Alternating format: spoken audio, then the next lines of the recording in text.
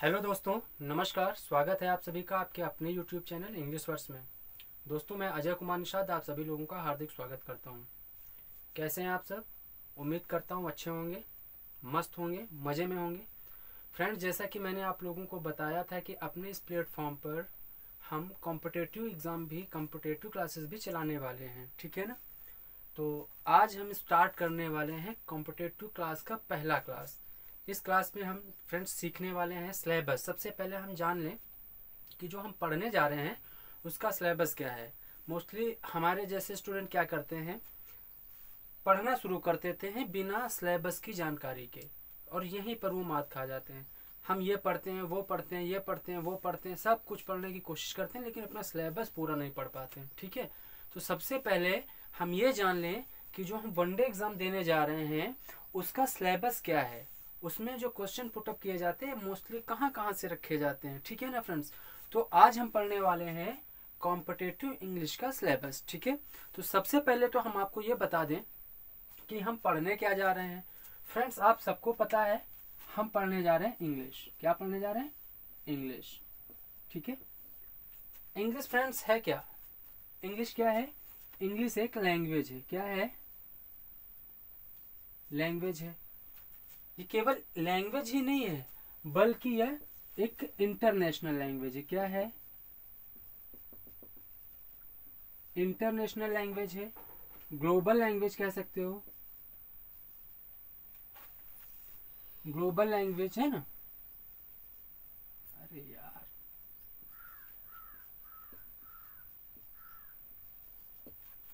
और क्या कह सकते हो? बिजनेस लैंग्वेज भी कह सकते हो।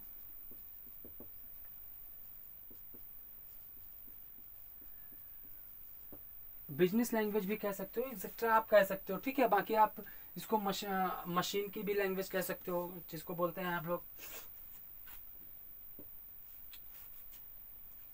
ठीक है। इसको टेक्निकल लैंग्वेज भी कहते हैं। क्या? टेक्निकल लैंग्वेज भी कहते हैं, है ना। कंप्यूटर की भाषा भी इसी को कहते हैं, क्योंकि जितने भी हम इंस्ट्रक्शंस देते हैं कंप्यूटर में वो इसी भाषा में कोड होते हैं जाके। बाकी कंप्यूटर की अपनी भाषाएं होती हैं, कई भाषाएं C++, जावा, एक्सेट्रा, ये तो मुझे नहीं पता, लेकिन ये सारी भाषाएं ये डिटेक्ट करता है, ठीक है। चलिए, क्या पढ़ने जा रहे हैं? इंग्लिश लैंग्वेज पढ़ने जा रहे हैं। फ्रेंड्स, किसी भी लैंग्वेज को पढ़ने के लिए हमें आवश्यक होता है कि उसकी ABC से स्टार्ट करें, ताकि हम उस लैंग्वेज को अच्छे से समझ पाएं, ठीक है। अच्छा फ्रेंड्स, एक चीज़ और मैं बता दूं, इंग्लिश को बेसिकली हम दो भागों में पढ़ते हैं। कौन कौन से दो भाग हैं? एक तो है, एक लिटरेचर पोर्शन है ना, और दूसरा है हमारा ग्रामर। क्या है? एक हमारा है इंग्लिश का लिटरेचर पोर्शन और दूसरा है ग्रामर, ठीक है फ्रेंड्स। तो हम थोड़ी देर के लिए लिटरेचर को भूल जाते हैं। वास्तविकता में क्यों भूल जाते हैं? क्योंकि लिटरेचर ग्रामर के बिना कुछ भी नहीं है, ठीक है। क्यों कुछ भी नहीं है? देखिए, मैं आपको बताता हूँ क्यों कुछ भी नहीं है। तो इसको समझने से पहले हम आपको ग्रामर के बारे में बता दें थोड़ा सा, फिर आगे बढ़ते हैं। फ्रेंड्स, ग्रामर क्या है? आप कह सकते हो grammar is a parent of literature. Means grammar जो है लिटरेचर की माँ या बाप है, ठीक। माँ भी कह सकते हो, बाप भी कह सकते हो। क्यों? क्योंकि जो बच्चे होते हैं वो माँ बाप के ही होते हैं। जो बच्चे होते हैं वो किसके होते हैं? माँ बाप के होते हैं। और ग्रामर से ही क्या, किसका जन्म हुआ है? लिटरेचर का जन्म हुआ है। तो आप कह सकते हो कि ग्रामर इज द मदर और फादर ऑफ लिटरेचर, ठीक है। कैसे? चलिए देख लेते हैं। देखिए, अब हम लिटरेचर को पहले समझते हैं। लिटरेचर क्या होता है फ्रेंड्स? लिटरेचर होता है, पैराग्राफ से मिलकर बनता है। किससे बनता है? देखो, लिटरेचर कैसे बनता है मैं आपको बताता हूँ। लिटरेचर बनता है सेंटेंसों के समूह से। पहले एक सेंटेंसों के समूह से बना पैराग्राफ, फिर पैराग्राफ के समूह से बनते हैं जो आपका नॉवेल, उपन्यास जो भी बनते हैं वो सब किसके अंतर्गत आते हैं? लिटरेचर के अंतर्गत आते हैं, ठीक है ना। और जो सेंटेंस होते हैं वो किससे फ्रेम होते हैं? वो किससे बनते हैं? सेंटेंस जितने भी हैं ग्रामर से ही तो बनते हैं, है ना। सेंटेंस किससे फ्रेम होते हैं? ग्रामर से फ्रेम होते हैं। अच्छा, ग्रामर में किससे किससे? क्योंकि सेंटेंस में होता क्या है, देखो सेंटेंस का स्ट्रक्चर पहले समझ लेते हैं क्या होता है। सेंटेंस में सबसे पहले होता है एक सब्जेक्ट होता है, ठीक है। फिर क्या होता है, एक वर्ब होता है। फिर क्या होता है, एक ऑब्जेक्ट होता है, ठीक है। फिर आप इसके आगे कॉम्प्लीमेंट या एग्जेक्टा लिख सकते हो, कुछ भी लिख लेते हैं। चलिए अब देख लेते हैं फ्रेंड, जो सब्जेक्ट होता है वो क्या होता है, सब्जेक्ट नाउन ही तो होता है या फिर प्रोनाउन होता है ना। सब्जेक्ट नाउन होता है या फिर प्रोनाउन होता है। आगे बात कर लेते हैं, ये जो वर्ब होती है क्या होती है, वर्ब या तो आपकी हेल्पिंग वर्ब होगी या फिर मेन वर्ब होगी, ठीक है। वर्ब क्या होगी, या तो हेल्पिंग वर्ब होगी या मेन वर्ब होगी, ठीक, या फिर लिंकिंग वर्ब होगी, ठीक है, या फिर ऑक्सिलरी होगी, ठीक है। आगे बढ़ते हैं, ऑब्जेक्ट क्या होते हैं, ऑब्जेक्ट भी तो फ्रेंड्स नाउन या प्रोनाउन होते हैं, क्या होते हैं, नाउन या प्रोनाउन होते हैं ना। अब नाउन प्रोनाउन को हम किस में पढ़ते हैं, वर्ब को किस में पढ़ते हैं, ये सब हम पढ़ते तो ग्रामर से ही हैं। इसलिए आप कह सकते हो कि grammar is the parent of literature, ठीक है। ग्रामर जो है वो लिटरेचर की क्या है, वो पेरेंट है। पेरेंट्स इसलिए नहीं कह रहे हैं क्योंकि माँ बाप दोनों नहीं कह रहे हैं, या तो आप माँ कह सकते हो या बाप कह सकते हो, ठीक है। चलिए, तो हमें लिटरेचर नहीं पढ़ना, एक्चुअली हमको कॉम्पिटेटिव एग्जाम में या वनडे एग्जाम में पढ़ना क्या होता है फ्रेंड्स, वनडे एग्जाम में हमें मोस्टली किसको पढ़ना होता है, ग्रामर को पढ़ना होता है, ठीक है। तो सबसे पहले हम जान लेते हैं कि वनडे एग्जाम के लिए हमें ग्रामर के किस भाग को पढ़ना है, अर्थात ग्रामर में क्या क्या पढ़ना है, ठीक है। चलिए इसको साफ कर लेते हैं।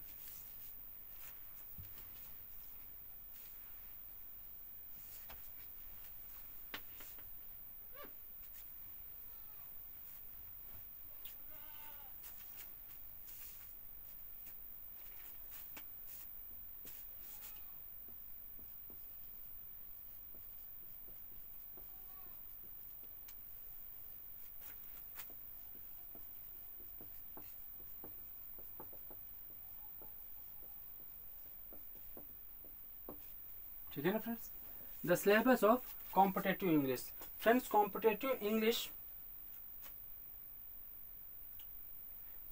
इंग्लिश का जो सिलेबस है फ्रेंड्स वो क्या है, देखो कॉम्पिटेटिव इंग्लिश का जो सिलेबस है फ्रेंड्स वो 3 भागों में बटा हुआ है। कौन से 3 भाग हैं, पहला तो है हमारा ग्रामर, ठीक है। दूसरा है हमारा वोकैब्स या वोकैबलरी, जो भी आप कह सकते हो। और तीसरा है हमारा कंप्रिहेंशन, क्या, कंप्रिहेंशन,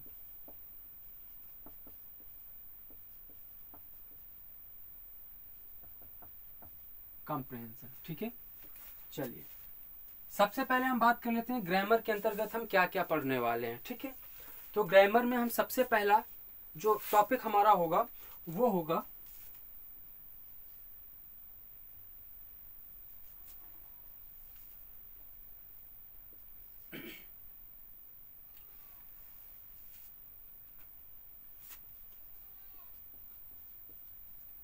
ठीक है।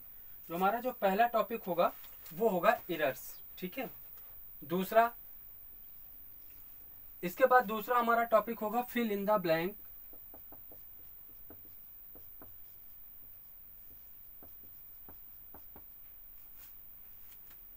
तीसरा सेंटेंस अरेंजमेंट।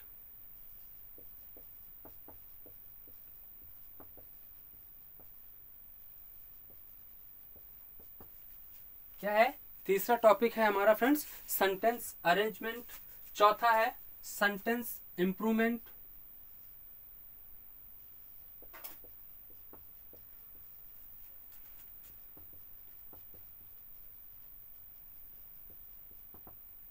चौथा टॉपिक है हमारा सेंटेंस इंप्रूवमेंट। फ्रेंड्स पांचवा टॉपिक हमारा है सेंटेंस अरेंजमेंट, या इसको आप कह सकते हो रीअरेंजमेंट, है ना।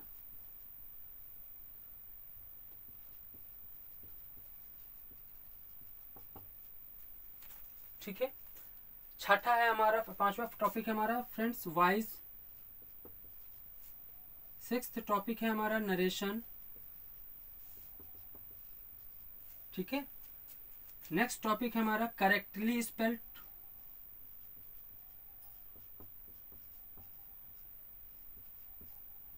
Correctly spelled word.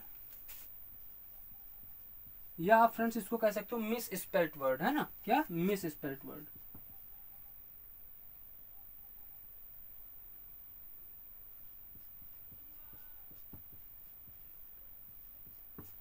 Miss spelt word, ठीक है ना फ्रेंड्स। और अगला हमारा जो टॉपिक है, इसके अंतर्गत हम 7 टॉपिक्स पढ़ते हैं, ठीक है, इसके अंतर्गत हम 7 टॉपिक्स पढ़ने वाले हैं। इसी में एक टॉपिक और आता है, जोड़ देते हैं। अगला टॉपिक है हमारा मॉडल्स, ठीक है ना फ्रेंड्स। अगला टॉपिक हमारा है मॉडल्स। ग्रामर के अंतर्गत फ्रेंड्स हम इन 8 टॉपिक्स को पढ़ने वाले हैं, ठीक है। और इन बस इस 8 टॉपिक से ही आपकी सारी grammar complete grammar, whole grammar क्या हो जाती है, कवर हो जाती है, ठीक है। इधर के अंतर्गत फिर हम जो जो पढ़ने वाले हैं वो आगे बताएंगे, ठीक है। अभी आप समझ लीजिए ग्रामर में कौन कौन से टॉपिक है। ग्रामर में हमारा जो पहला टॉपिक होगा वो होगा एरर्स। यहाँ पर पार्ट ऑफ स्पीच की एरर्स होगी, ठीक है। फिल इन द ब्लैंक्स, यहाँ पर आपको प्रीपोजिशन भरना हो सकता है या आपका वर्ब भरनी हो सकती है, कुछ भी हो सकता है। सेंटेंस अरेंजमेंट या जिसको आप रीअरेंजमेंट कहते हो, 10th में फ्रेंड्स हम लोग इसको रीऑर्डिंग के रूप में पढ़ते आ रहे थे, ठीक है। फिर सेंटेंस इम्प्रूवमेंट, फिर वॉइस वॉइस वो एक्टिव वॉइस, पैसिव वॉइस, इसमें जो प्रॉब्लम्स आती हैं वो भी हम सीखेंगे, ठीक है। नरेशंस, नरेशन आपको पता है, डायरेक्ट इनडायरेक्ट, फिर एक करेक्टली स्पेल्ट या मिस स्पेल्ट वर्ड, फिर मॉडल्स। ये हम 8 टॉपिक ग्रामर के अंतर्गत कवर करेंगे। फिर बात कर लेते हैं वोकैब्स में। फ्रेंड्स वोकैब्स में हम क्या क्या पढ़ने वाले हैं। फ्रेंड्स वोकैब्स में भी हम कुछ टॉपिक्स पढ़ेंगे। सबसे पहला हमारा जो टॉपिक होगा सिनोनिम, ठीक है। सिनोनिम जैसे आप जानते हैं, सिनोनिम्स को हिंदी में पर्यायवाची बोलते हैं, ठीक है। एक शब्द के अनेक शब्द जिसको बोलते हो, ठीक है। दूसरा अंटोनिम, अंटोनिम्स। तीसरा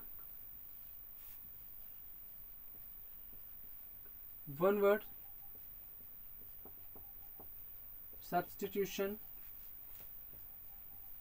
चौथा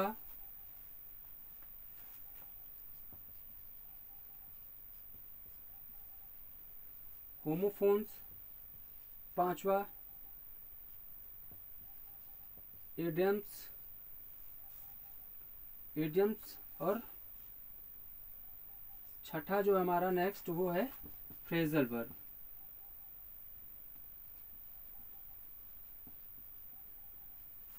ठीक है ना फ्रेंड्स।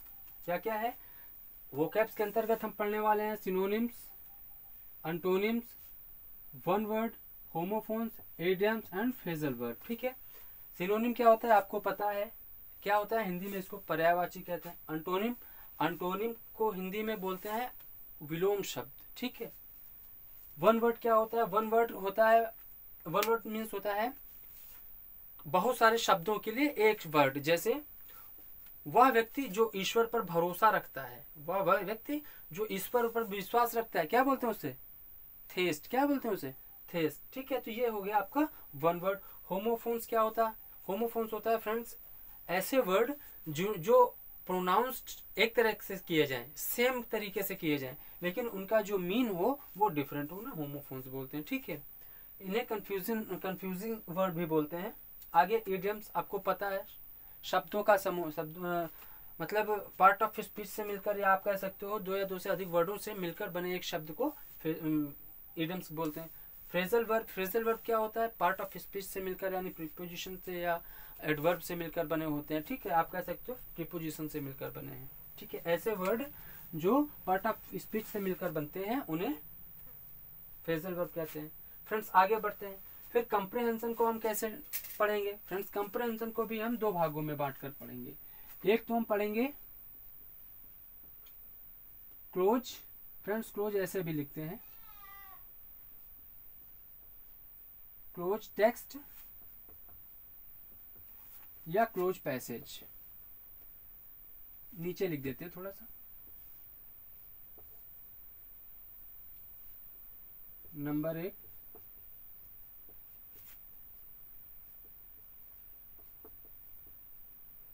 क्लोज टेक्स्ट या क्लोज पैसेज।